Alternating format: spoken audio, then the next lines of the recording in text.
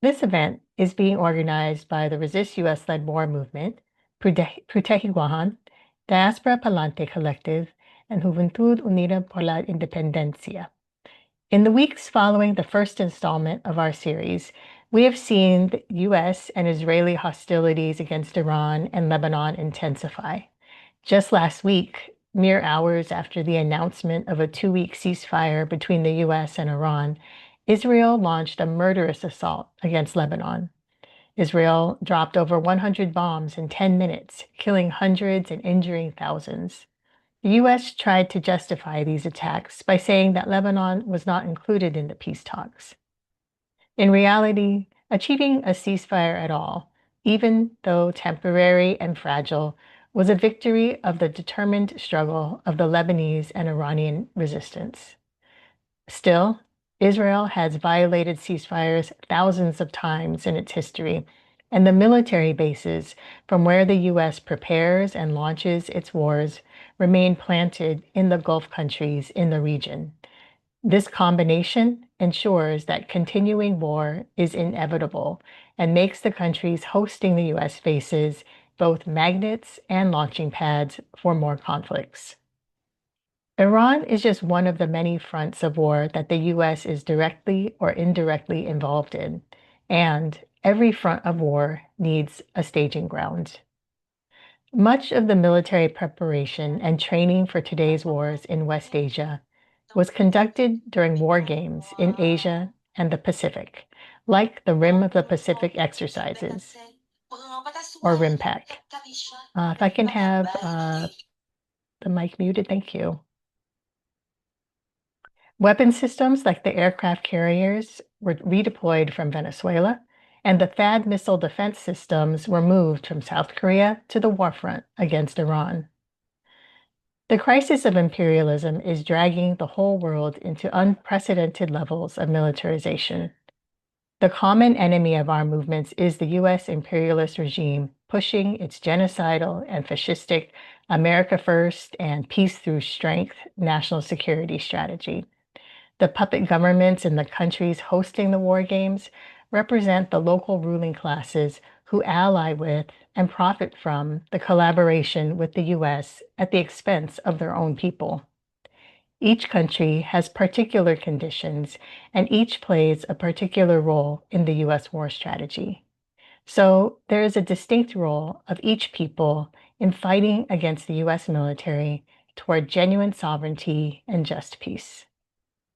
This 3-part webinar series focuses on the fights against preparations for war in Asia, the Pacific, Latin America, and the Caribbean. Across these regions, military exercises, war games, and military staging are preparing these regions for even greater future wars, according to US military plans. Our conversations have and will not only highlight the shared struggle between people in different parts of the world and shed light on the atrocities committed by the US military, but most importantly, will also highlight grassroots resistance and cultural performances that will seek to inspire solidarity across the world and lead to collective action against US imperialism. So in the first part of our series, we heard from activists in Korea, Haiti, and Puerto Rico. If you missed it, you can see that recording link in the chat. Or if you did see it and you'd like to see it again, you can reference it there. Today, we'll be hearing from activists from the Philippines, Trinidad and Tobago, Guam, and Hawaii. Our comrades from Bagong Aliansang Makabayan in the Philippines and Trinbago for Palestine from Trinidad and Tobago will be joining live today, and they will share about the impact of war preparations such as war games, bases expansion, and troop staging in their homelands by the US military. Through these testimonies, we can better understand both the direct impacts on the people as well as how they are resisting US military threats to the communities, such as sexual violence around the bases and environmental devastation caused by the military. Unfortunately, this week, Typhoon Sinlaku struck the Commonwealth of the Northern Marianas, Saipan, Tinian, and Guam. It's months before typical peak season for typhoons, but the climate crisis, fueled by U.S. militarism, is already wreaking destruction on the islands right now. Hawaii, too, has been impacted by massive flooding following back-to-back storms recently, and the people are still recovering, with hundreds of homes destroyed. For this reason, our speakers from Guam will not be able to join us live. But in both cases, U.S. military occupation of both Guam and Hawaii, as we know, causes a housing crisis, chronic instability and forced dependency, military violence, and even the disaster relief in the wake of these intensifying storms is often and very much and frequently tied to further militarization, which takes advantage of the devastation. We often see that U.S. military outposts are prioritized for relief and rehabilitation before the civilian population. And the government chooses to fund the military and not other mechanisms for relief. Able to hear short recorded updates from the comrades in Hawaii and Guam, and we can hear from them how people can support their communities on the ground. But we will dig deeper into understanding the militarization in these contexts at a future event. For today, I would like now to introduce our first speaker. Our first presenter is Orrin Gordon, coming to us from Trinidad. Orrin is an organizer for Trinbago for Palestine and an agriculturist. Trinbago for Palestine is a civil society formation grounded in the Caribbean tradition of resistance, internationalism, and the anti-imperialist struggle, committed to its revival and continuation. Our organizing centers both local and global issues, recognizing that all struggles against imperialism, exploitation, and colonialism are materially interconnected. Trinbago for Palestine aims to elevate revolutionary consciousness, mobilize collective action, and advance the construction of a united front against imperialism, Zionism, capitalism, racism, and neocolonialism. Orrin started organizing upon realizing the necessity of an internationalist and socialist response to resolve the plight of the peoples of the Global South. Orrin, the floor is yours. It's a great privilege for Trinbago for Palestine to be here with you and your audience as we share the conditions of our territory in the world. It's necessary for me to start by first clarifying that despite, as you will soon learn, Trinidad and Tobago's government has enthusiastically supported and participated in the atrocities inflicted against the people and the sovereignty of Venezuela, that Trinbago for Palestine and many other Trinbagonians resolutely stand in solidarity with the Venezuelan people and look to the future with great optimism for the success of the Bolivarian Revolution. So first, let's start with what how Trinidad would have been used on January 3rd to invade Venezuela. Official reporting is scarce on this matter, but I'll start by laying some historical context. The island has long been used as a military staging ground for a long time. It was used first by Simon Bolivar to liberate the Americas against the Spanish in the 1800s. We were used in World War II to control the region's oil supply at a time when it enjoyed a far greater fraction of the world production than it does today. And to a less official degree, it is believed that we were covertly used as part of the support to the Venezuelan government in 2002 when Chavez was in power. Excuse me, I'm sorry, Orrin. Yes. The interpreters would like to ask you to speak just a little bit slower so they can catch up. Thank you. Understood. Our importance to the U.S. military cannot be overstated. With us under their control, they had complete military logistical chain access to the Atlantic Ocean, which was crucial in the control of the Panama Canal. So undeniable was this reality that our waters were amongst the greatest hotspots of incidents of German submarines sinking US ships during the World War in our hemisphere. Why do I take the time to lay this groundwork? Because our government's official position is that our soil was not used on January 3rd. This is despite the fact that they have been nothing but the most accommodating to the US military, making public statements of alignment, repeating White House talking points, and providing diplomatic cover to the US regime. In response to extrajudicial bombing of unidentified fast boats, our Prime Minister is quoted as saying, "Kill them violently," and she maintains her position till this day. So, after being declined by Venezuela, the US was allowed to place a military-grade radar in Tobago. Our government claimed that the unit was only used for use in anti-narcotic efforts. Skeptics of that explanation highlight the fact that the majority of cross-border drug trade is done via boats, while the manufacturer of the radar says that it is specifically designed to be used for the monitoring of aircrafts and aerial projectiles. Many other aspects of the positioning, timing of its placement and its subsequent removal shows how our government fabricated the pretext for the installation of this device. It has been reported that the timing of the departure and return of US military aircrafts on the night of the 3rd provides reasonable grounds for suspicion that we were indeed involved in the attacks on the 3rd. At the time, it was not obvious to observers how crucial the role helicopters were playing in attacking Venezuela. There were numerous local sightings of US military helicopters flying incredibly low and in formation in the weeks leading up to the offensive. It is difficult for us to say for sure what role our soil and waters would have played, but it is sure to say that the US was granted free range to act without local resistance. Some of the more lasting impacts start from a diplomatic fallout.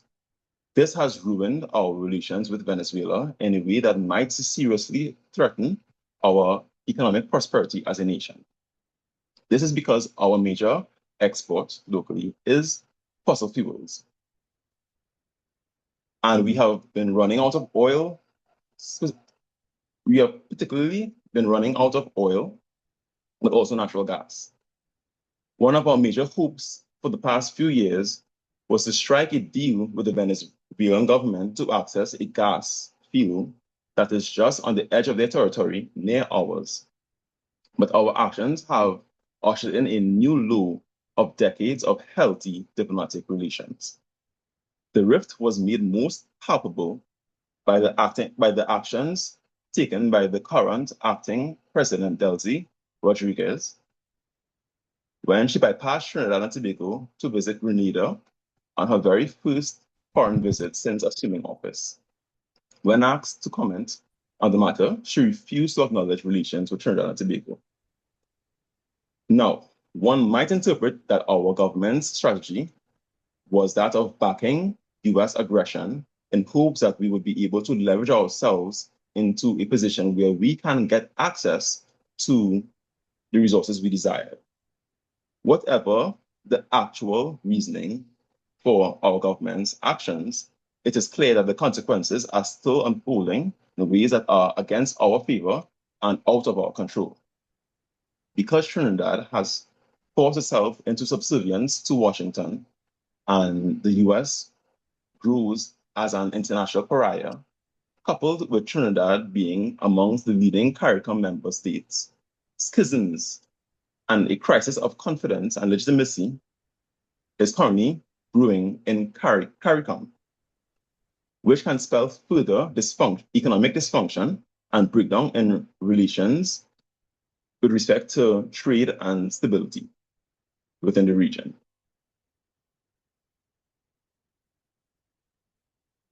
Direct US military presence on the island is very minimal, non-existent in openly identifiable ways to the general public. There was a contingent of military personnel present to operate and protect the radar, but they would have left with the radar last month. What has happened, though, is that there has been a ratcheting towards militarization of joint local forces under the pretext of fighting crime. For now, the government has been using successive states of emergencies, but this has had limited constitutional limits imposed by the Constitution, and by its very nature isn't suited for indefinite population suppression. The holy grail they have been pursuing since January of this year was the passing of a new bill called Zones of Operations, of Special Operations. This would have directly given the office of the Prime Minister the power to impose SOE-type conditions upon any geographic area within our country, as long as it doesn't cover the entire territory. This would have allowed the office to effectively impose an SOE for as long as the Prime Minister deemed fit, with no enforceable checks and balances on the initial or successive declarations of zones of operations. Although this bill was defeated in Parliament in January, thanks in part to organizations such as Resist US-led War in assisting in the campaign against this bill, the relentless government, just last month, our defense minister promised that the bill would return to be passed in law successfully, saying, quote, whether you like it or not. Again, just 3 days ago, our High Court assigned major West Asian resistance groups, the IRGC, Hamas, and Hezbollah, as terrorist organizations. This obvious acquiescence to US foreign policy was met with congratulations by Israeli Foreign Minister, while it triggered concern among local civil and religious groups who interpreted this as the government laying the legal and political groundwork for coercive and prejudicial overreach, targeting Muslims and activist group communities. These are the downstream consequences of having been unambiguously and uncompromisingly aligned with the US. Joining the Shield of America, hosting the trade winds military exercises, condemning the Venezuelan and the Cuban governments, hosting a military radar and other US military assets and personnel, we are forced to go even higher each time we are asked to jump by the US. We have alienated ourselves from our actual historic allies, countries that share in our struggles, share peoples, cultures, trade with us for generations, countries that have actually made real sacrifices for us in solidarity, unlike the US, who has always taken more than it gives many times over. I'm going to talk about how Trump's war on narco-terrorism has affected our communities. But more telling than that is how it has not affected, how some of the worst aspects has stayed the same. For instance, the flow of drugs has largely remained uncurtailed. Organized crime has a far greater ability to innovate their way around drone strikes. Even thriving black market trade of agricultural goods remain intact.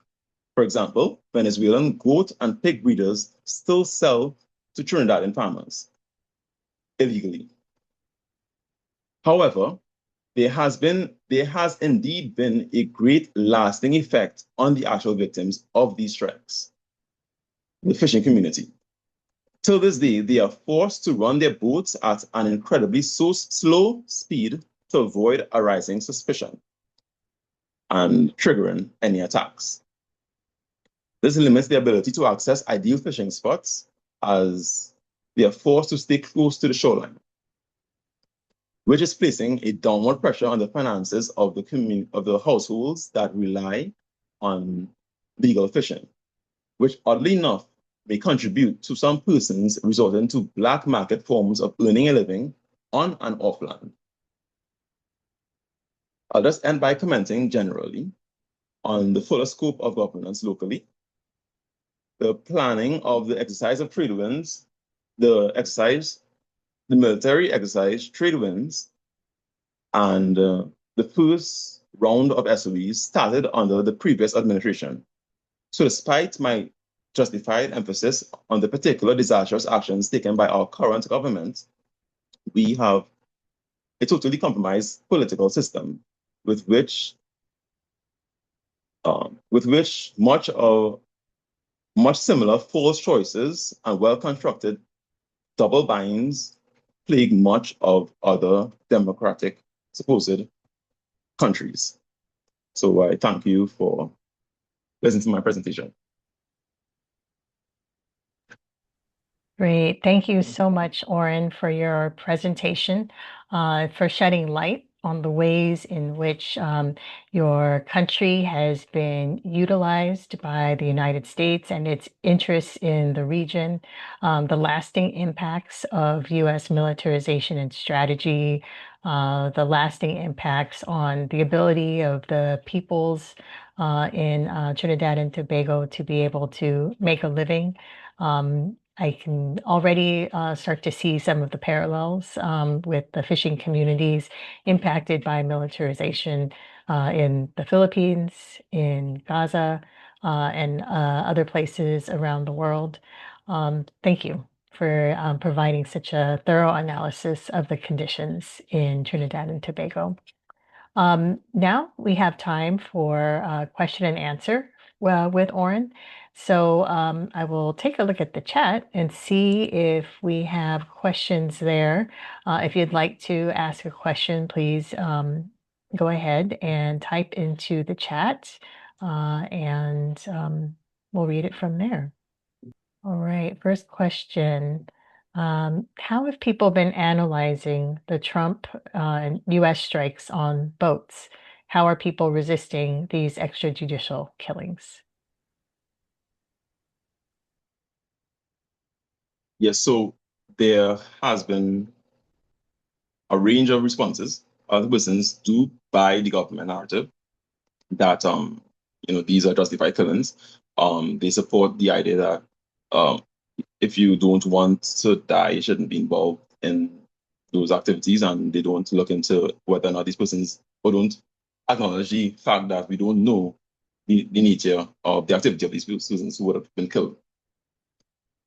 With respect to the resistance, there has been certainly very minimal legally done locally. There has been cases brought internationally in the States through other organizations, but very little done locally directly to oppose the when the attacks had occurred, the worst of it, especially the invasion of Venezuela, we were under an SOE. So even when we came out to demonstrate against the attacks, we had to do it in a very subdued way so as to not trigger overreactions from the government. Thank you. So the resistance is met with repression, but the people continue to still fight back.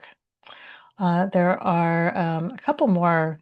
There's another question and a comment in the chat. So from Saria Mohammed, that the ACLU, or the American Civil Liberties Union, is representing the families whose relatives were killed in a boat strike, one of the boat strikes at least, but they are not being represented locally. Thank you for the update. So using all means, so the courts, the streets, and other ways to resist. There's another question here. When did U.S. intervention in Trinidad begin in the first place? Technically, they never left. Officially, they would have left when at the end of shortly after, well, not shortly, but a few years after the Second World War. But it's clear that there has certainly been various forms of activity, especially on the intelligence front. Um, Even though we did have a trade winds exercise being conducted in Trinidad this year, well, within the past year, that was only the sixth one. So there was others before. So there has always been stronger reliance on both America and Israel. Our defense force gets a lot of its training from Israel, almost exclusively from Israel. And we have long had Zionist forces influencing our government and defense. Thank you. So it really is, as one person in the chat said, since the inception of the country. Maybe one last question, and then we'll close question and answer for this session. Do you think the recent enforcement of immigration processes in Trinidad and Tobago are connected in some way to this situation, this escalation in the use of Tobago by the U.S. military? This is the first part of the question. Could you say that again? Yes, it says, do you think the recent enforcement of immigration processes is also tied to this situation? So I think maybe people's visas not being approved or not being able to enter the United States, things like that, I think.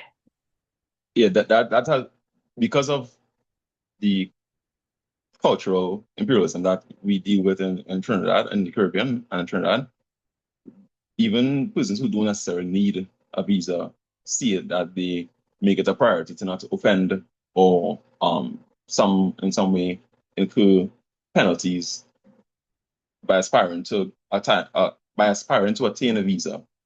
So it is very much it's been a part of the conversation a lot. And it's been a way that persons have been able to stay in line. So yeah, I'll say that. And it was made worse with things like the declaration.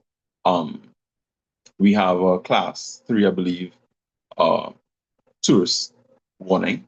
So I think that would also kind of contribute to the effects. Thank you for that. Folks can also check out the chat. I see that others have also offered additional information on the history of the relations between the U.S. and Trinidad and Tobago. So thank you for those who have also been offering more input there. Thank you, Oren, for your analysis and remarks. We will look forward to hearing more from you at the end of our presentations for another round of question and answer. Thank you. All right. Now we'd like to go to a cultural performance. This cultural performance is a lavwai from Abeo Jackson, a Trinidadian revolutionary and artist, director, and performer. She has moderated and produced conversations across the region on culture, identity, and resistance.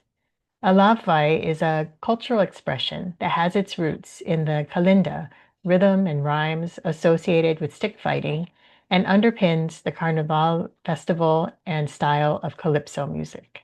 This was written in March of this year.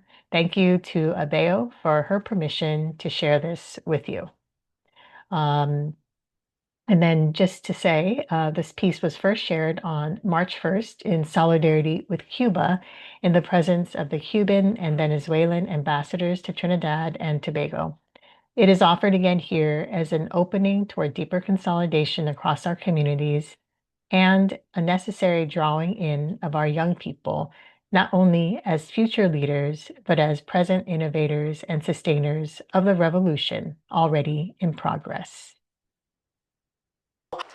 Blowing telephone, answer the telephone, blowing telephone, answer the bloody phone, blowing telephone.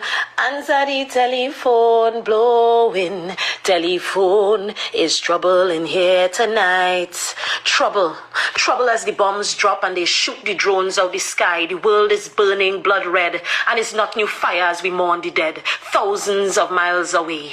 The flames real and spiritual and catastrophic same way. In a ritual the other day, the Igungun fall. That is how we know that what happening right now must bound to happen just so.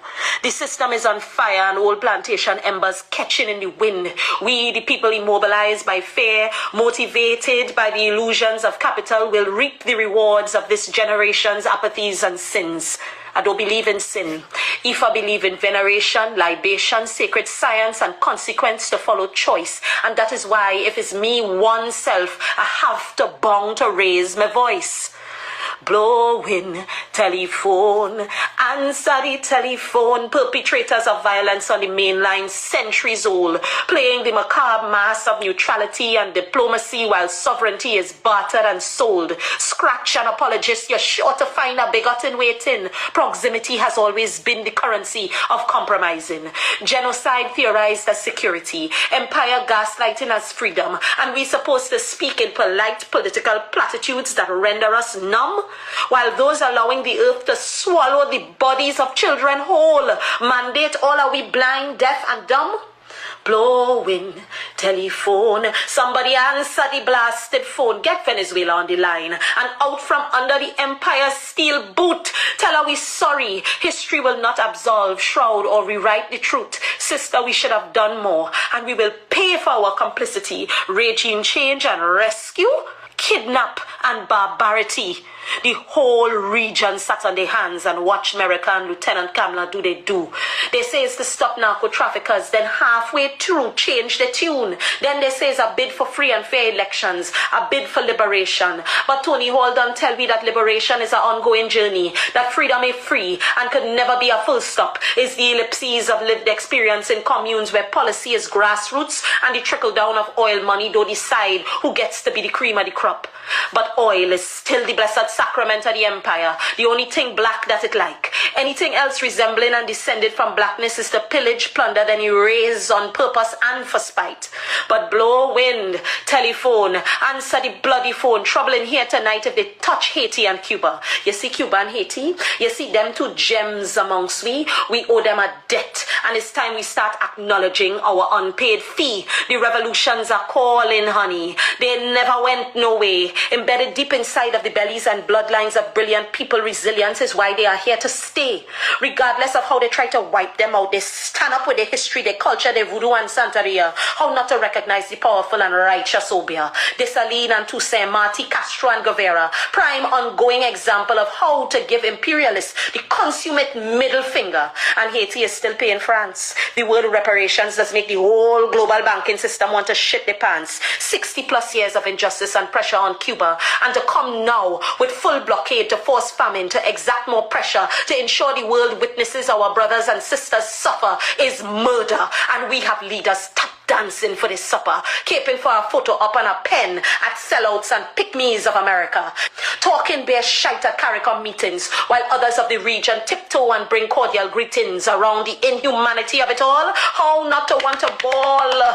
My mother had an aortic dissection and open heart surgery in 2019. They say she's a walking miracle, that she was balancing between realms, living and ancestral. Is a Cuban ICU nurse that cared for her and held her hand after they put her back together while we did our rituals. So me, I could never stand idly by and watch Cuba suffer, while all Cuba has ever done for the diaspora is give of herself, because she understands that our histories are inextricably intertwined. But we allow 60 plus years of siege by design.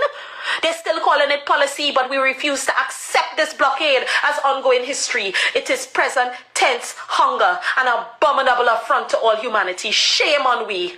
Blowing telephone, answer the telephone, while Israel continues writing its theology in children's blood. America, Monroe, Dunroe doctrine makes desperate attempts to re-establish itself as world order unchallenged and unfettered. Palestine is still buried under under rubble and footnotes, and the West is still funding the bombs and organizing the peace talks while leaders gloat. The epic fury is the Epstein files redacted. 2 months and counting, Comrade Maduro incarcerated. The Ayatollah killed in the dead of night, and Iran seeking rightful retaliation for 100 plus little girls obliterated in a so-called preemptive strike. Genocide is being live streamed and the algorithms cannot bury the dead fast enough. So blow wind, not a gentle breeze, but a wind strong enough to rip all this shit up at the root. This is history happening in the now, and it's time we reckon with the truth. So blow wind, sending messages on every line. That we're ready, we self. A reordering of the world is the crucial business of our time. Waiting to see what will happen can't be good enough. Lock in, we had to decide what we want for us. We had to make space and stake we claim. When we get the call, draw for your boy, raise up your skirt, tie your head, and answer the love way. Blowing telephone, answer the telephone, blowing telephone, answer the bloody phone, blowing telephone, answer the telephone, blowing telephone, is trouble in here tonight. Ooh, thank you. We thank Abea Jackson for sharing this cultural with us. That was like the whole world situation in the most amazing form that I've heard as of late. Not only sharing the conditions, but also the fighting that needs to be done to put an end to it all. So thank you. Next, I have the honor to introduce our next speaker, who is Teddy Casino, a Filipino activist, former member of the Congress of the Philippines, and a relentless critic of US imperialism and war. For decades, he has stood on the front lines of the struggle against foreign domination, systemic corruption, and elite rule in the Philippines. As the chairperson of Bagong Aliansang Makabayan, or Bayan, a multi-sectoral alliance of national democratic people's organizations in the Philippines, Teddy is at the forefront of mobilizing resistance against US-led wars of aggression that bring death and devastation to its targets while deepening poverty, instability, and dependency all over the world. He speaks from the perspective of a people who have long borne the costs of colonization and foreign intervention through invasion and occupation, one-sided military agreements, economic plunder, and the export of Filipino labor. Teddy continues to challenge the logic of endless wars and empire, calling instead for national sovereignty, the right to self-determination, and genuine peace based on justice, people's democracy, national liberation, and international solidarity among the struggling peoples of the world. Teddy, I'll just remind you to please speak slowly, and now the floor is yours. All right. Thank you, Rhonda. And good day to everyone. Friends, comrades, and advocates of peace, thank you for organizing this very important and timely forum. We meet today at a time of rising global tensions, deepening conflicts, and renewed threats of global war, as US imperialism desperately tries to maintain a unipolar order under its domination and control. It is important for us to gain a deeper understanding of current events and why, as Lenin said, imperialism is war. More than this, it is important for us to share the experiences of various peoples who have somehow managed to successfully oppose US militarism and war and have resisted being drawn into conflicts that are not of our making, but whose consequences we will surely bear. So, through the lens of the mass movement, let me share the Philippine experience in fighting US imperialism for more than 120 years. I will start with our colonial past, how we were able to kick out the US bases 45 years after gaining independence, how the bases have managed to return, and the current fight to remove US bases and troops from the country. So, let me share first my slides. Right.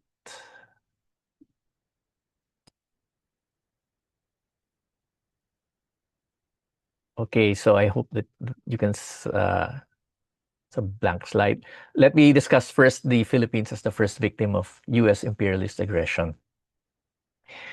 The United States invasion of the Philippines in 1898, following the Spanish-American War, marked its first transformation into a global colonial power.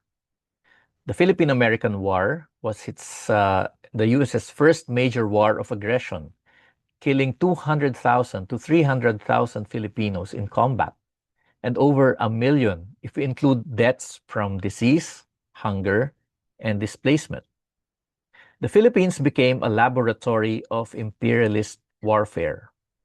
On our shores, the US tested mass killings, scorched earth tactics, and counterinsurgency doctrines, like killing everyone over the age of 10 and turning an entire island into a howling wilderness.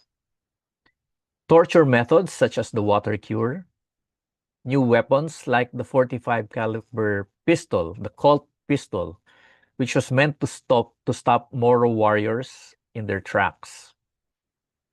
What was developed here would later be exported to future wars across the world. This is why the Philippines is sometimes called the first Vietnam. In this sense, the Philippines was not just a US colony. It was the birthplace of modern US imperialist warfare. Now let me discuss the US bases and the roots of neocolonial rule. To consolidate control, the US built more than 20 military bases across the Philippines, including Subic Naval Base and Clark Air Base, once the largest US overseas bases. In the picture, you have the Subic Naval Base on the top left, Clark Air Base on the top right. You have the John Hay Recreational Base in Baguio City. This is the summer capital of the Philippines. And then you have Camp, what is now called Camp Crame. This is a big military complex right in the heart of Metro Manila. After formal independence in 1946, the US imposed agreements that preserved these bases, subsumed Philippine security and defense to America's geopolitical agenda, and ensured its control over the armed forces of the Philippines through funding, supplies, training, and indoctrination through institutions like the Joint U.S. Military Advisory Group. So these bases were not for Philippine defense. They were part of a whole infrastructure of military bases worldwide. And they were launch pads for wars in China, Russia, Korea, Vietnam, and the Middle East, storage sites for nuclear weapons, and anchors of U.S. geopolitical control in Asia. The U.S.'s need for a strategic outpost in Southeast Asia, on top of its need for cheap resources and labor, and the market for its excess goods and capital, is the driving force behind Philippine-American special relations. It explains why the U.S. has kept the Philippines as a neo-colony through a succession of oppressive puppet governments that employ fascism and state terror to suppress the people's struggle for genuine democracy, sovereignty, and national liberation. Now, let me discuss the people's resistance and the victory on the anti-bases struggle. From the very beginning, the Filipinos resisted U.S. imperialism, its bases, and wars. From early labor protests in 1903, calling for death to imperialism, to the rise of nationalist and revolutionary movements, resistance evolved across generations. From the 1950s to the 80s, communities protested abuse by U.S. troops, including incidents of rape and acts of violence. Broad coalitions emerged, including church groups, youth, workers, and patriotic groups. Mass mobilizations turned Clark and Subic, the bases, the area where the bases were, into centers of protest. These protests resulted in the reduction of the base's duration from 99 years to 25 years, thus setting 1991 as the end of the base's agreement. The struggle reached a historic turning point on September 16, 1991, when the Philippine Senate rejected the extension of the base's treaty in the wake of massive protests. The victory was not handed down. It was won in the streets. It proved a fundamental truth. A united and militant people can defeat even the most powerful empire. But the story did not end in 1991. Through agreements such as the Visiting Forces Agreement in 1999, the Mutual Logistics Support Agreement in 2002, the Enhanced Defense Cooperation Agreement in 2014, and expanded defense arrangements in recent years, U.S. forces and interventionist policies have returned in new forms. Today, hundreds of joint exercises are held annually. Thousands of troops participate in annual war simulations like the Balikatan War exercises, which for this year, the Balikatan exercises starts this Monday, April 20, but has presently expanded to involve 7 countries. So not just the Philippines and the US, but there will be troops from Australia, Japan, India, France, and Canada joining this military exercises. So it has become a multinational show of force, using the Philippines as their playground. So on top of the facilities in Subic, there are also 9 enhanced defense cooperation sites that function as de facto U.S. bases. So this slide is an updated infographic on the presence of U.S. troops. So practically, you have U.S. troops and facilities present in almost all parts of the archipelago, whether as rotational troops, whether as participants in military exercises, and of course, you have the facilities as forward operation bases. And now these are the EDCA sites, which, so they are Philippine military bases that house U.S. troops and facilities. So the permanent presence of U.S. troops plus the EDCA sites practically transform the entire archipelago into a forward operating base, logistics hub, and staging area for U.S. armed forces. But wait, there's more. Within the economic corridor to be managed by the Philippines, the US, and Japan, so that is that corridor at the, that's the western side of Luzon. Within that corridor, there are ongoing plans for ammunition production facilities, and an economic security zone tied to high-tech and artificial intelligence U.S. supply chains in Luzon. There are plans for expanded ship repair and logistics facilities in the Visayas, so that is there in Cebu, and expanded pre-positioning facilities in Mindanao. That's one in Cagayan de Oro, a logistics hub, and a fuel hub in the southern part of Mindanao, in Davao.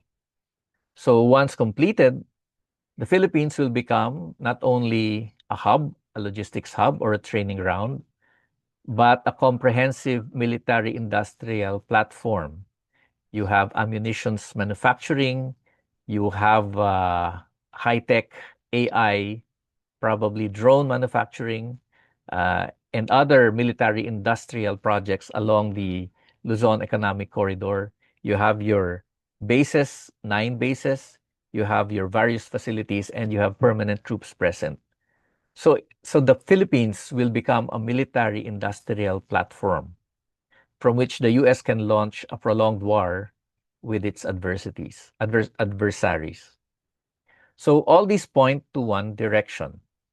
The Philippines is being drawn into the front lines of a potential war, a long war at that, particularly against China. So what are the tasks ahead? In this context, the role of the mass movement becomes even more urgent. We must oppose all wars of aggression, from Iran to Palestine, to Venezuela, Cuba, to Caribbean, Latin America, resist the use of our countries as a staging ground for wars and interventions. We have to challenge unequal military agreements that undermine sovereignty. And we need to build a broad, united front for peace, justice, and national liberation. History teaches us a clear lesson. Empire advances when people are divided, but retreats when people unite. From the battlefields of the Philippine-American War to the massive protests that kicked out the US bases in 1991, the decisive force has always been the people, the Filipino people. The task before us is not only to resist, but to organize, educate, and mobilize our peoples. We must reinvigorate the mass movements in our countries, link them to the people's struggles in other nations, and stand in solidarity with peoples around the world resisting war and imperialism. The struggle continues. We shall prevail. Thank you very much. Good day to all. Thank you so much, Teddy. Yes, let's continue to fight. Let's continue to struggle. Let's continue to build unity against US imperialism and take it down. Thank you so much. I think it was especially striking to hear how our entire country has been turned into not only a military base, but also is being turned into a site of long-term production, a site for a permanent presence of troops, and will be used as a site from which the U.S. can conduct its wars, unless the people are able to stop it. And that's the point of our campaigns, to stop U.S. military presence in our homelands and all over the world. Thank you for your presentation and your remarks. Okay, the floor is now open for questions for Teddy. If you would like to ask a question, please type into the chat. I'm just scanning the chat now, and I don't see questions from earlier. But there's one here now. Why do they call the U.S. forces that are in the Philippines rotational forces? How can we get them to rotate away? And what can activists abroad do in solidarity with the Filipino people? They're rotational forces because under the Philippine Constitution, the presence of permanent troops are not allowed unless through a treaty. But the treaty, there is no basis treaty. There are no treaty that allows permanent foreign troops. What the treaty says is visiting troops for exercises or trainings, whatever purposes. So to keep within that framework, they call these troops rotational troops. They are deployed for probably 6 months or for the duration of the exercises. But in order to maintain a permanent presence, they have to rotate the troops. They have to change the personnel to go around that constitutional provision of banning permanent troops. But essentially, they are permanent troops, but they go on rotation.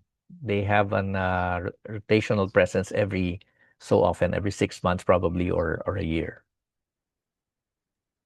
So it's their way of trying to skirt around the Constitution of the Philippines. Yes. Yeah.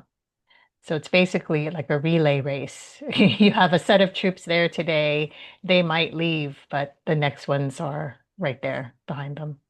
Okay. Right. And by doing that, they can claim that there are no permanent U.S. troops only troops that are engaged in military exercises or temporary work.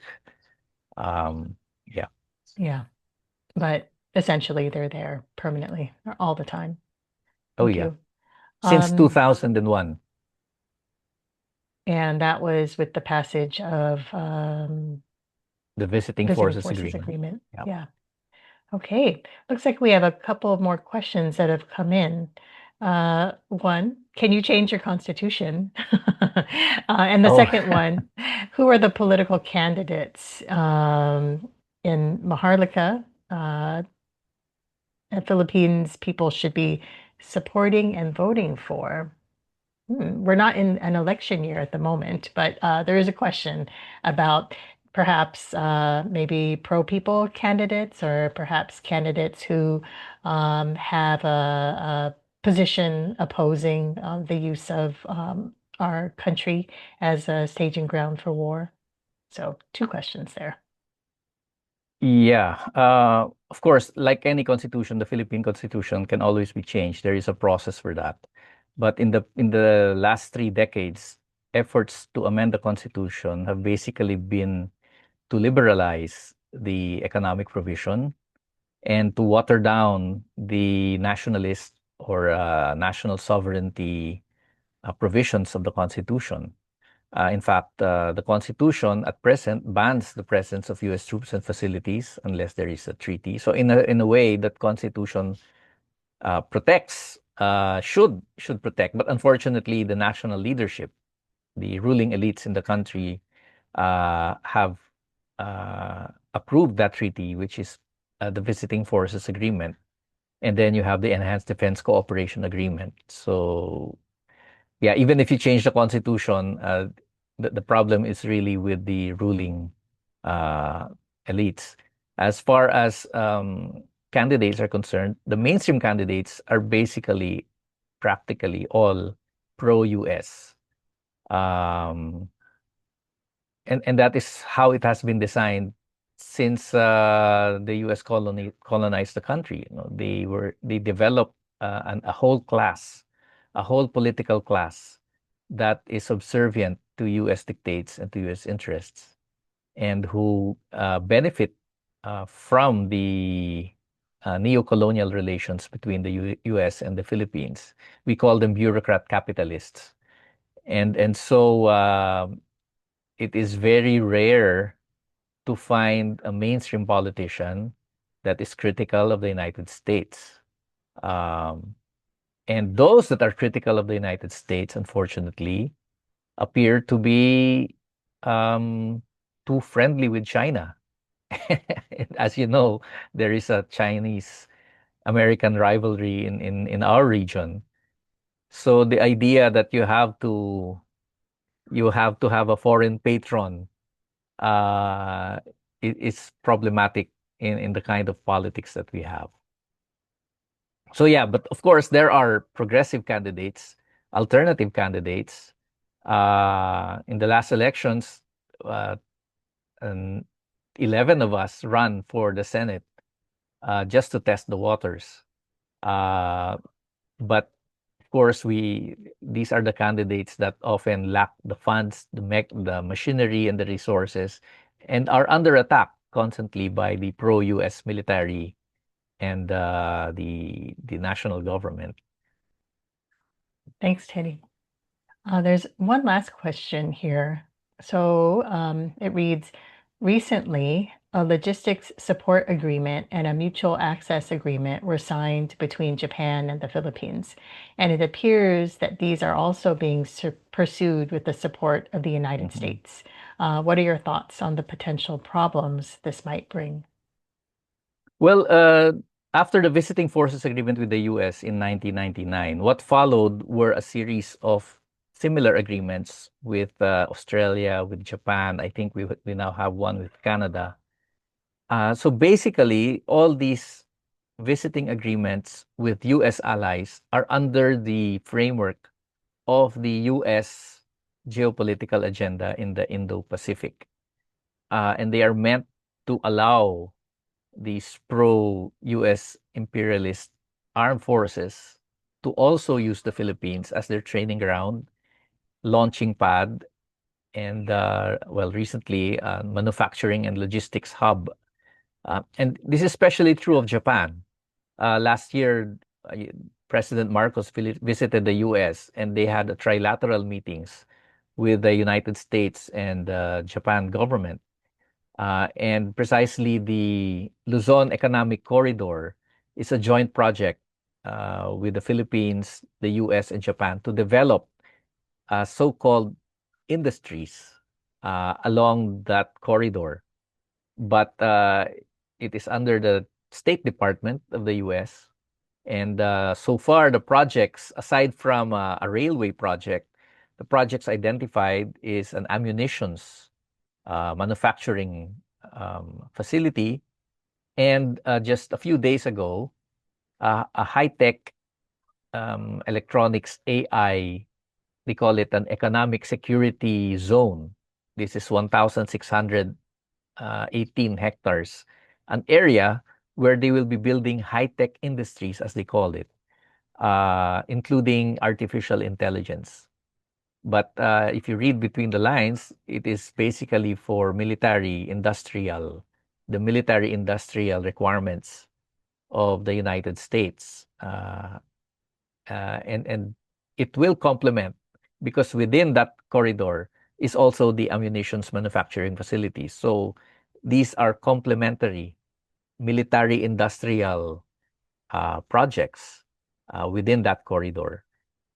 And so, so all these visiting forces and military agreements with U.S. allied countries basically fit within that framework of using the Philippines as a training ground, a launching pad, and logistics and manufacturing hub for war in Asia. Thank you, Teddy. Yeah, it's like they're strengthening this whole web of alliances through these military agreements all along that first island chain in Yes, Asia and the right, Pacific. right. Yeah. Thank you so much, Teddy. I think we are at our maximum time for question and answer in this portion of our webinar. So we'd like to close out our section on the Philippines with a song written by revolutionary artist Danny Fabella. This song is also dear to me. It's called Ikpao Mindanao, which translates to Rise Up Mindanao. And the version we'll play was covered by children in the Haran Evacuation Center in Mindanao, which is in the southern part of the Philippines, where the people face intense militarization by the armed forces of the Philippines. And still, they resist. So please welcome this song.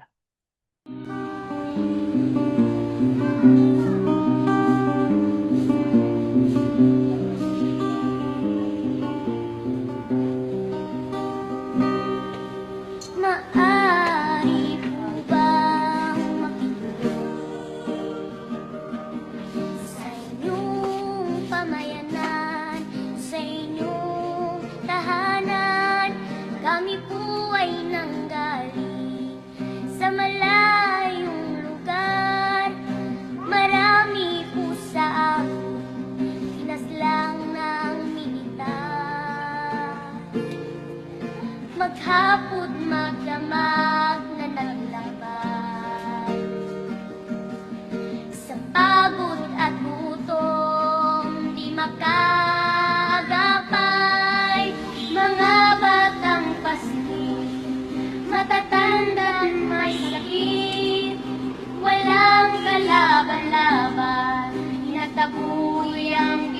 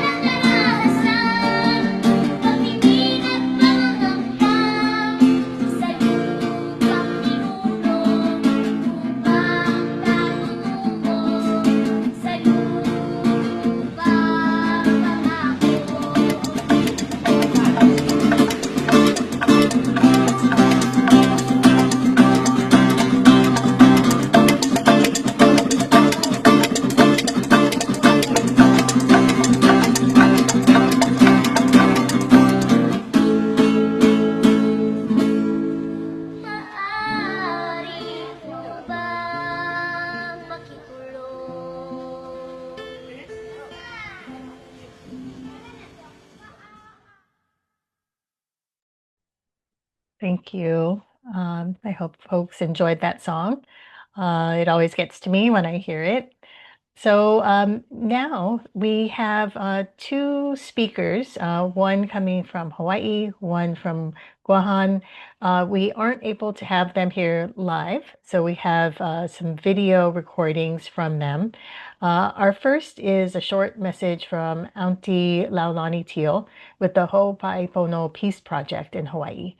Given her travel schedule, she couldn't be here live today, but we will hear from her live in our next webinar. Laulani and other independent and Kanaka organizers are preparing to protest against the Rim of the Pacific, or RIMPAC exercises, the largest maritime multilateral military exercises, naval ones in the world. And they are also continuing to struggle against the expansion of bases and other forms of U.S. military occupation violating Hawaii's sovereignty. Now we will hear from Auntie Laulani. Aloha, this is Laulani from Ho'opa'ipono Peace Project, giving a quick primer on the Rim of the Pacific, or RIMPAC, the world's largest and most destructive naval exercise, which has been taking place in and around Hawaii since 1971 and is scheduled again this summer. RIMPAC is a massive multinational war exercise where 30 navies, including Israel and other major human rights violators led by the United States, train together on missile attacks, carrier strike operations, surveillance networks, amphibious warfare, and more.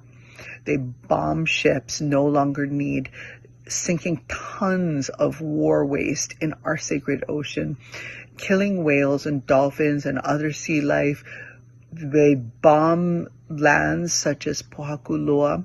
They invade our islands with over 25,000 sex-hungry troops and promote militarism to our youth so that they can be entrapped and used in war.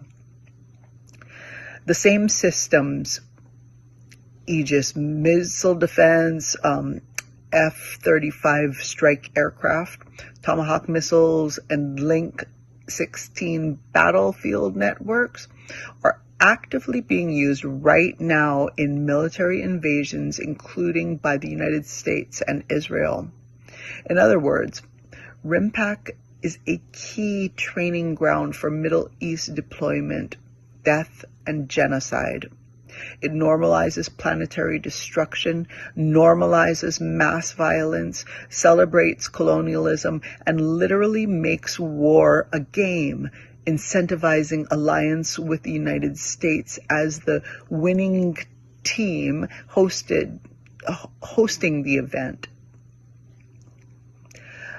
RIMPAC represents the mass killing of not only innocent people living today, but future generations who will face the climate impacts of the world's most climate destructive military exercise.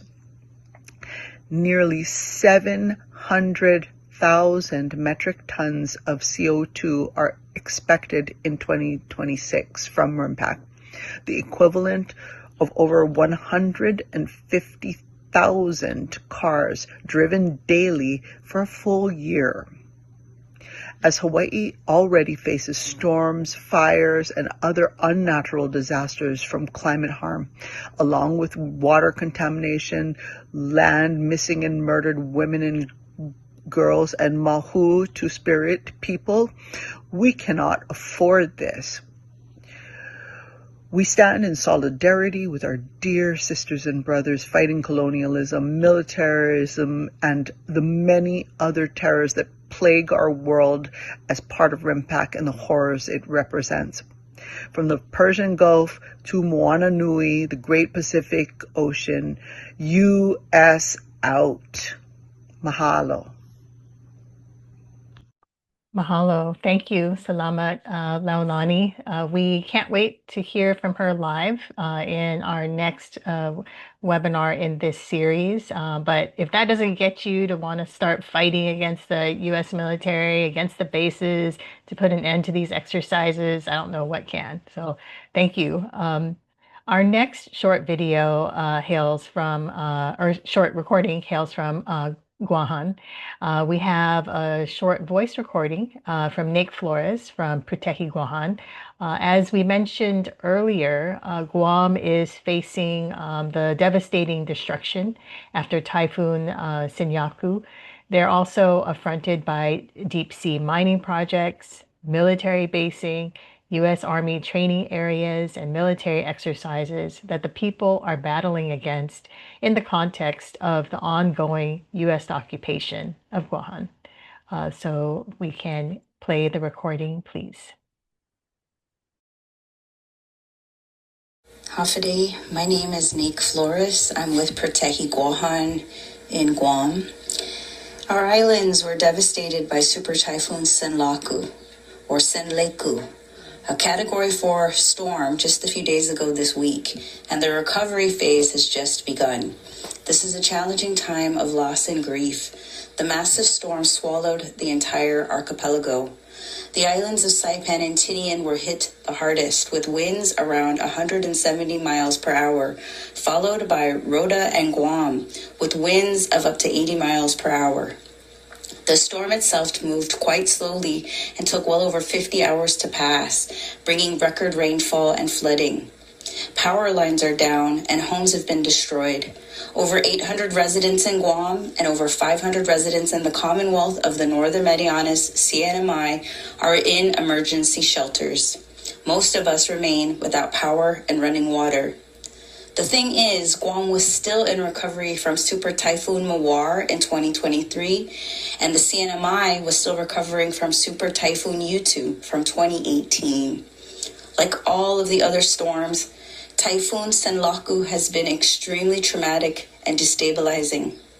While we can say that our people are resilient and that we have endured storms for centuries, we know that these storms have gotten more powerful and destructive because of the climate crisis and rising ocean temperatures. While we have witnessed changes in our ocean, including acidification, coral bleaching, and drops in fish schools, we also know that this crisis is connected to the global use of fossil fuels. The U.S. military is one of the world's largest greenhouse gas emitters and among the largest industrial consumers of fossil fuels. While they burn through millions of gallons of fuel for their war games and operations, they have also compounded our vulnerability to the climate catastrophe by clearing and destroying land for their bases and with their harmful operations. Around 30% of Guam is occupied by U.S. military bases, and we are in the middle of an unprecedented military buildup. This is also compounded by non-stop war games and testing in the Marianas Islands Testing and Training Area, or MIT. While a majority of our residents still have limited cellular and internet connectivity due to the lack of power, we're still in the middle of a comment period for the MIT. The U.S. will dramatically increase its use of sonar, explosives, and air activities within the archipelago. They are also permitted to take, kill, harass, and harm over 25 protected marine mammals and even more fish and corals. At the same time, our islands are being targeted by the Bureau of Ocean Energy Management for deep sea mining. Now both sides of the archipelago have been identified for potential areas for mining. The impacts would be catastrophic, not just for our islands, but for the entire region of Micronesia. This is an attack on political sovereignty and a new form of U.S. economic exploitation and colonization. The minerals have been identified for a fast-track move by the Trump administration for, quote, national security and economic prosperity, unquote. It is also important to note that many of the storms that pass through here also make their way toward the Philippines and other parts of Asia, oftentimes even stronger and more dangerous. These other countries whose sovereignty and security are also undermined for U.S. imperialism and military power. I'm sending this voice note today from my apartment without power and using my partner's hotspot to send it. There is a stench of rotting debris and food in the air. Our communities are exhausted and overwhelmed. At this time, any support is greatly appreciated. We've provided some links for organizations responding on the ground right now, including a form we created with our friends from our Commonwealth 670 in Saipan for our community members to add their links for direct support. You can go to our directory and give to impacted families right now. These kinds of responses are even more critical as these periods after disasters are easily militarized and federalized to reinforce colonial control. Now more than ever, mutual aid and solidarity are essential for our resilience and our resistance. Thank you so much, and Suzuas Maasi. No buildup, no war.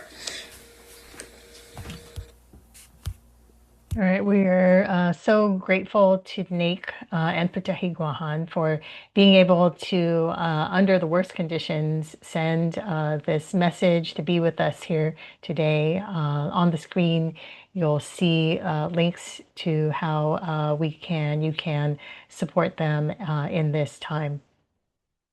And we also look forward to the next time we can be together and hear from Nake and Putehi Guahan and our comrades there live in one of our upcoming conversations.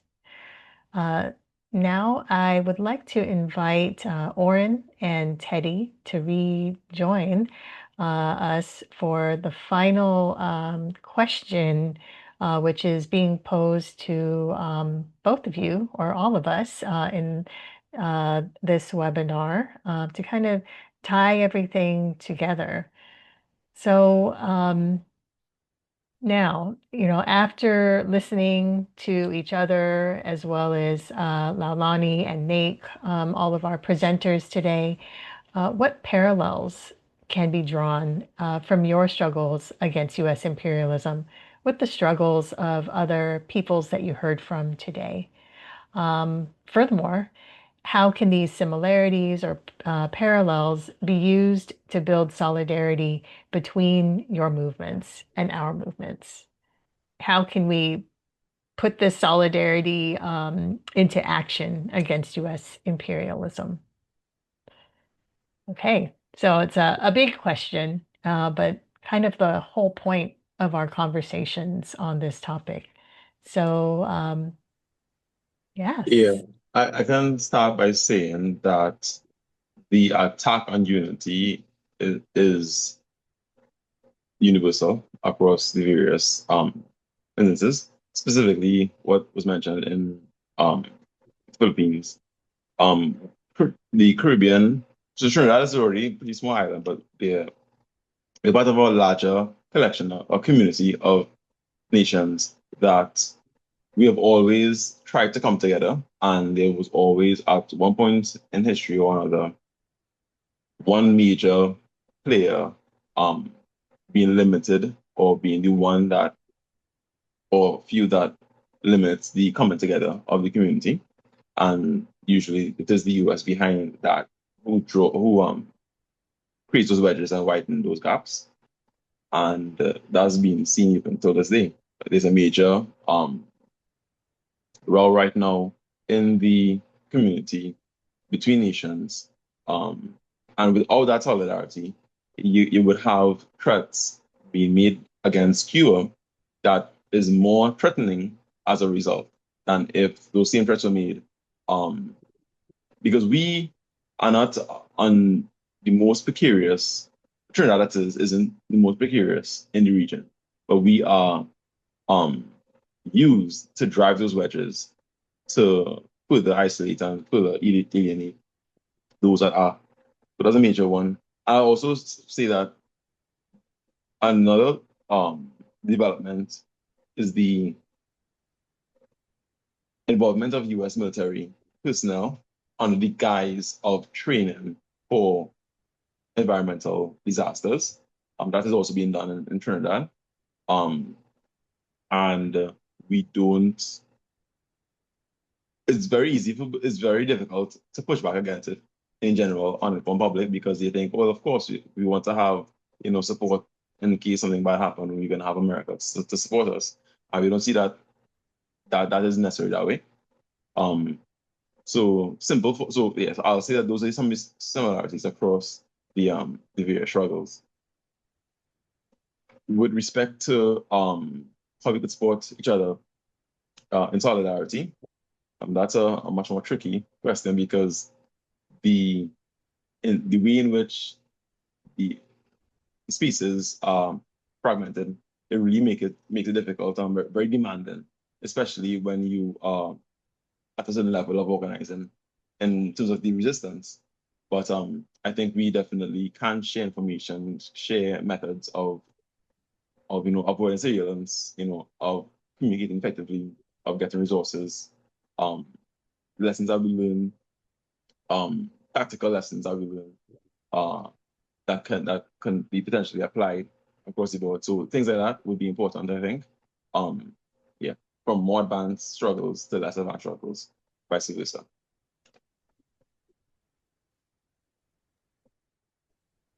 Thank you, Yeah. Teddy. Just to add to that, I think one of the things that we have to address really is the disinformation and the black propaganda being spread by the US and its troll armies and its whole infrastructure for disinformation and misinformation.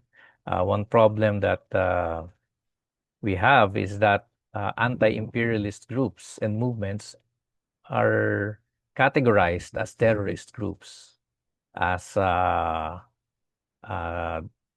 bad guys, and that is through the use of disinformation and outright lies. So I think that is one thing that has to be addressed globally.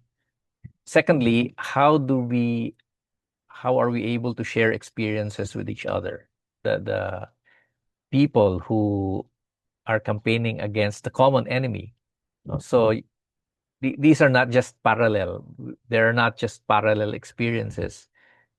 We are basically fighting the same enemy.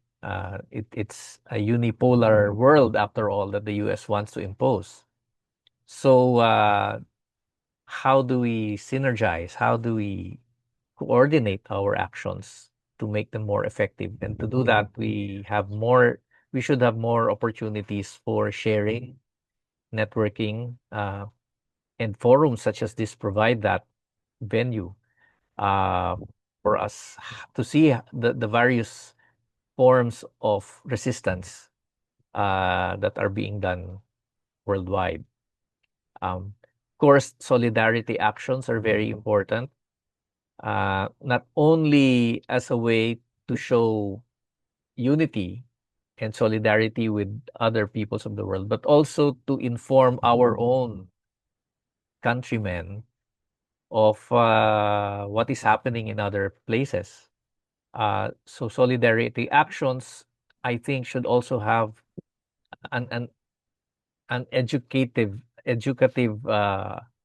component. It should be able also to educate people who are not aware of problems, for example, in the Caribbean, in Venezuela, etc.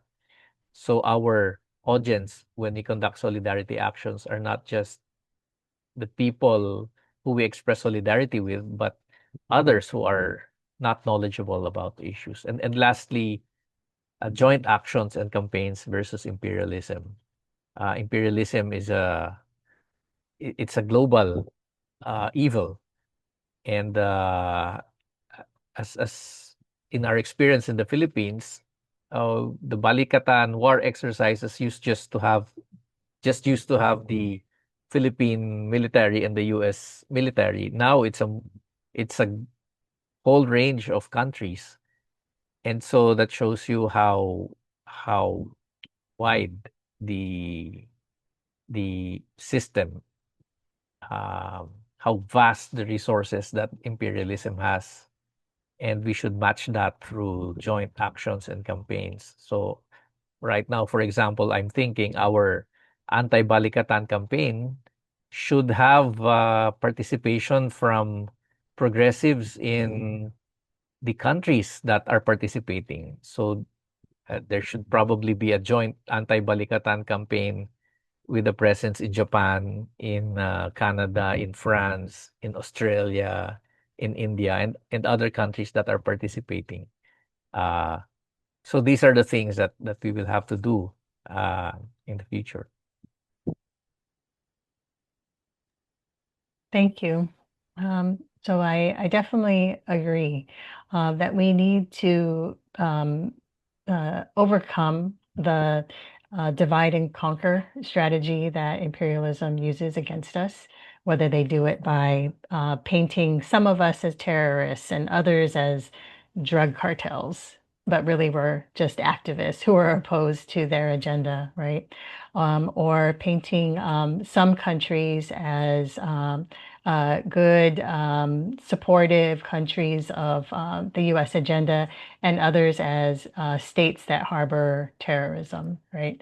But our struggle is united in a similar target. And so the more that we can wage our struggles in our various fronts from right within the countries in which we are based, but also wage them against shared targets. So whether that be the weapons corporations, which may have their production sites in many different countries, and their bombs are used in so many different countries, or if it's against particular military exercises like Balikatan, which has multiple countries sending their militaries to it.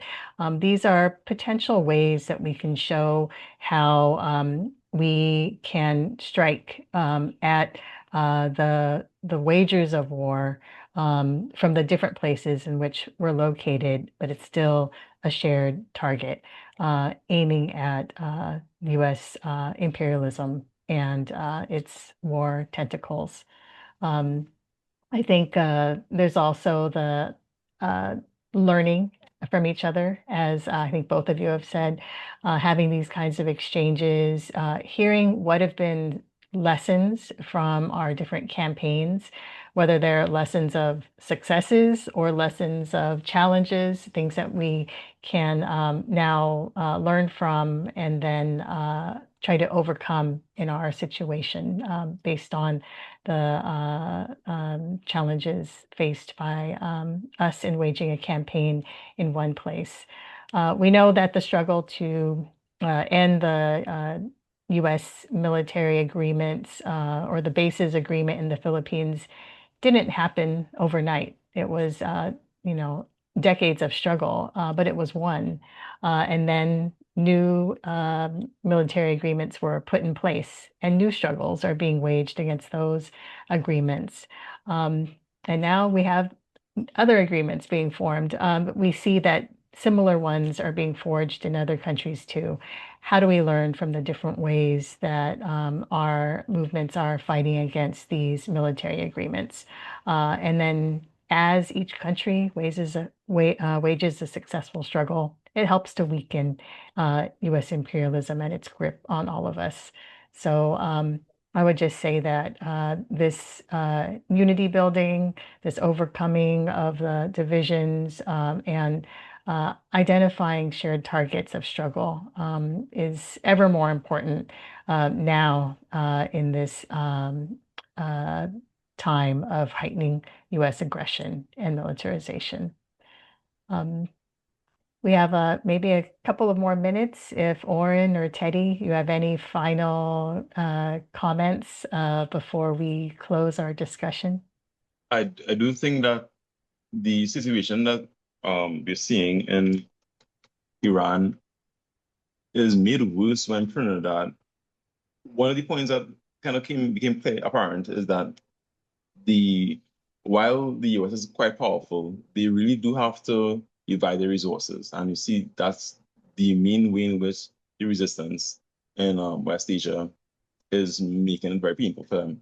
And when we make it easy for them to exert power in our region by giving them ideal points of control, that directly results in more debts So when we allow our governments to be complacent and complicit, it really is very consequential, and it's something that we should take to heart, and it should really impact the agency with which we act. It really isn't a theoretical or academic affair.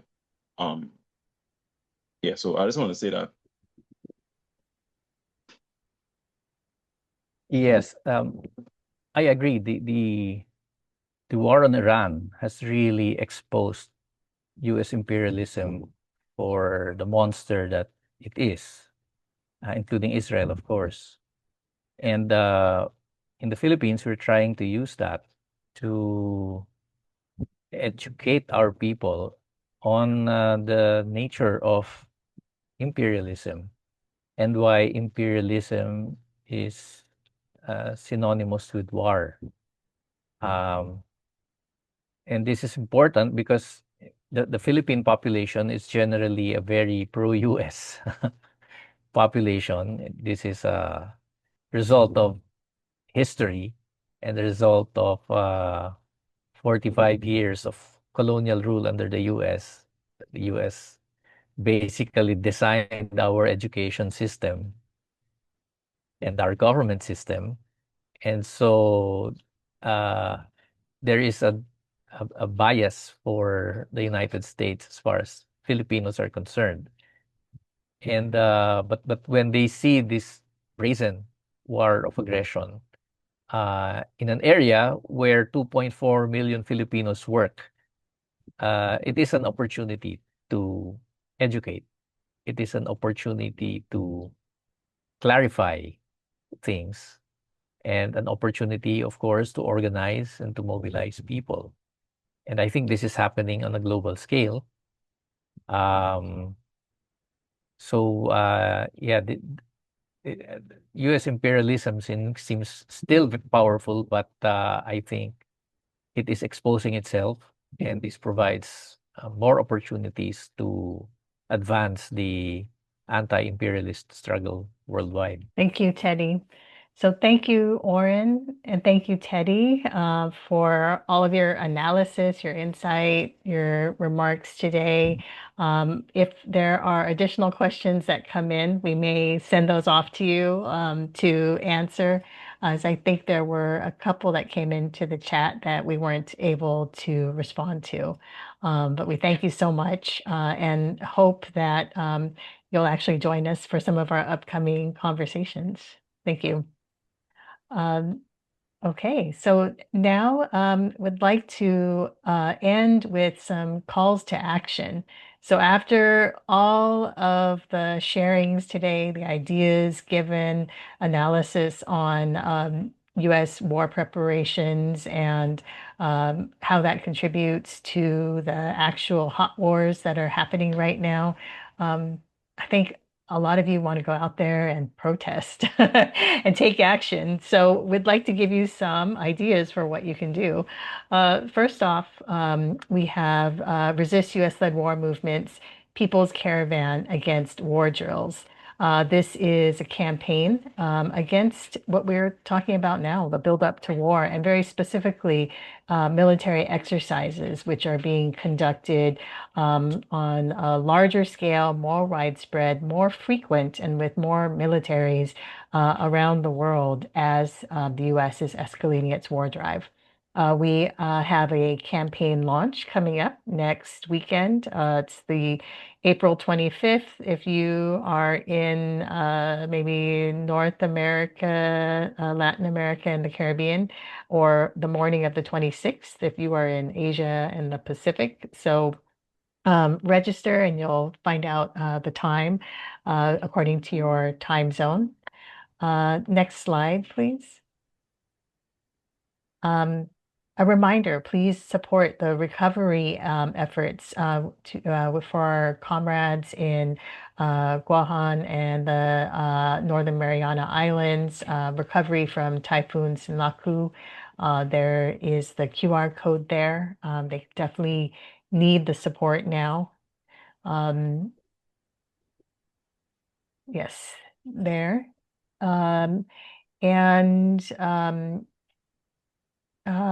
just to remind folks that this is a grassroots effort to raise resources and is a way to help residents in need of urgent support. As Nick was saying, help is not coming from the government and it's not coming from the military. Right now, the people have to rely on themselves, and they're building a whole network of support and a directory of links to support families in need. So please check this out by going to the link on the page. If we can have our next slide, please. Next one. Yes, this one, of course, is close to my heart. Please take action against the Balikatan and Salaknib exercises, which are happening in the Philippines. Teddy named many countries which are actually participating in these exercises. You don't have to be based in one of them, but in order to take some kind of action in solidarity with the Filipino people who are protesting Balikatan this week. But we do know that if you are in the United States, there are actions happening in many cities in the US and actually around the world. So find out more information by following Bayan. I think we can drop a link in the chat to Bayan's Facebook page. This is a really important action against these huge exercises which are happening in the country. So please take action. And then if we can have our next slide, please. All right. So please, also our friends in Trinbago for Palestine, resist the bogus war on drugs and Operation Total Extermination in Latin America and the Caribbean. Follow Trinidad and Tobago for Palestine and this upcoming event. I know that if you're not there, you may not be able to attend, but you can still scan the QR code to learn more about their efforts and find ways to support. So please support our friends at Trinbago for Palestine. And then finally, we have, actually, let's see, it's not here. I think we have a petition for Jeju. Not sure if we have a slide for it, but our friends, I think from Korea Peace Now, I'm sorry, Women Cross the Demilitarized Zone, or Women Cross the DMZ, have shared a petition on the stopping of the joint military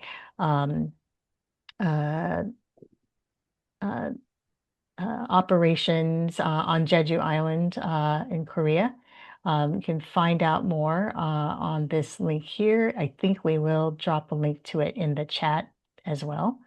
Korea is one of the countries that are most blanketed by US bases and troops in the world. And our friends there at with Korea Peace Now and Women Across the DMZ are making their efforts to oppose the militarization. And then finally, I think the last slide before this one was join the Resist US-Led War movement. We are one of the organizers of this series. It's a very simple call to action that we have. It's just two parts. One, resist US-led war.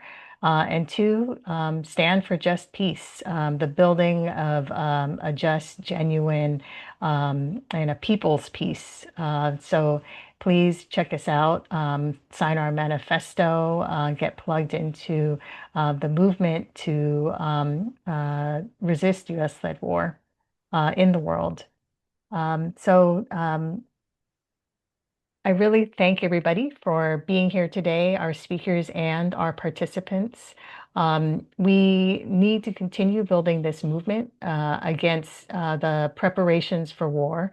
We're seeing right now in real time what preparations for war leads to. It leads to wars of aggression, imperialist wars on countries, their people, the attacks on their sovereignty, the killing of their people.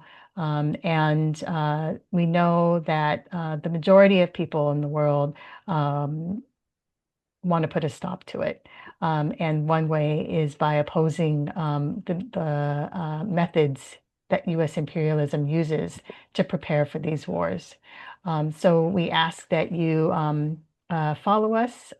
We will be sending out an announcement soon on the third and final session in this series, No to War, No to Military Buildup.